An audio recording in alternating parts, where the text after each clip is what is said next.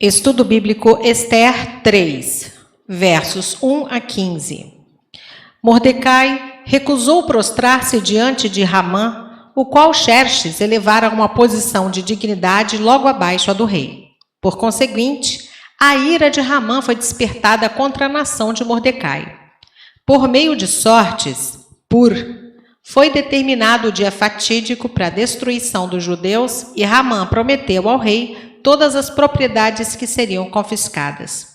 Ramã enviou cartas a todo o império em nome do rei, anunciando o dia da destruição dos judeus. Verso 1. O nome Ramã é derivado de Rumã, divindade elamita. Mais tarde, quando o livro de Ester passou a ser lido anualmente na festa de Purim, os judeus assimilaram a tradição de clamar: seu nome seja apagado, faze o nome dos ímpios perecer, na hora da pronúncia desse nome. Ramã destacou-se pela vaidade, energia, obstinação, paixão, arrogância e pelo egoísmo. Era agagita, um amalequita. 1 Samuel 15:8.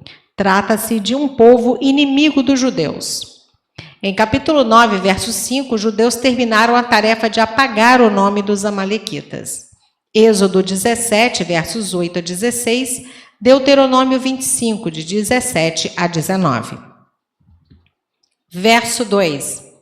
Ramã tinha o título de amigo do rei, ou o segundo no reino, que é o título de primeiro-ministro, posteriormente dado a Mordecai. Nada havia na religião judaica que proibisse o respeito prestado a um príncipe tão eminente. E mesmo se houvesse o mesmo Mordecai que deixou Ester casar-se com um gentio, não teria faltado com respeito.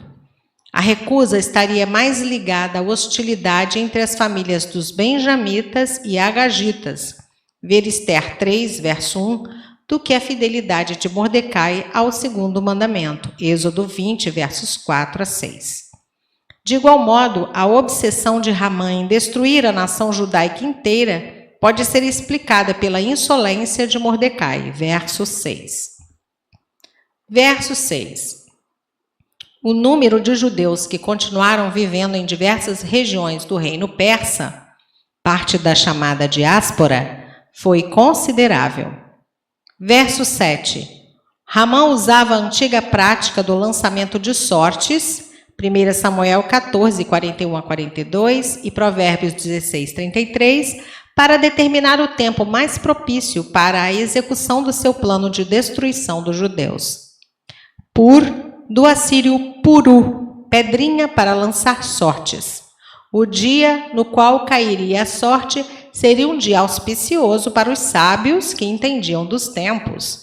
Ver capítulo 1, verso 13. Mês de Adar, fevereiro, março. Ramã estava disposto a esperar um ano para obter o dia certo. O que nos parece ser uma superstição grosseira era considerado uma verdadeira ciência na época. Nisan, março, abril, nome internacional aramaico. Antes do exílio, usava-se o antigo nome hebraico Abib, o mês da Páscoa.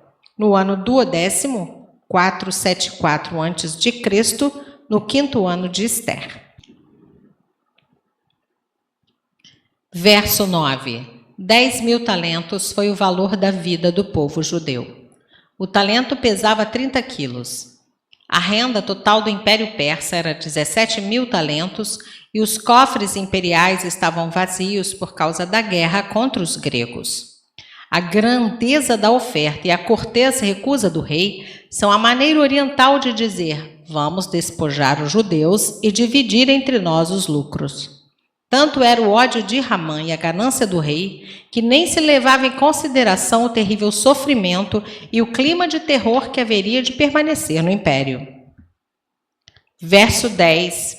Com o selo ou sinete no anel do rei, dava-se ao detentor autoridade de assinar qualquer lei como decreto real. Mais uma reação impulsiva do rei que autorizava Ramã a expedir decretos reais.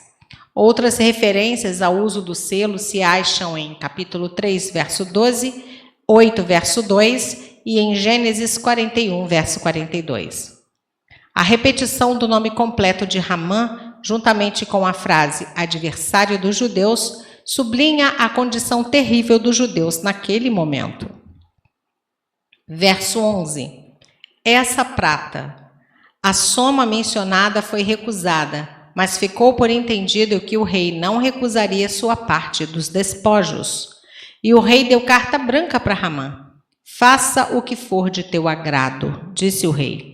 Não existe mais possibilidade de duvidar-se dessa narrativa, depois de ter o mundo presenciado um holocausto do mesmo tipo recentemente, pelos anos 1940 a 1945 na Alemanha, devido à maldade dos nazistas. Verso 13. Uma trama ambiciosa para destruir os judeus em apenas um dia. Os historiadores calcularam a data em 7 de março de 473 a.C.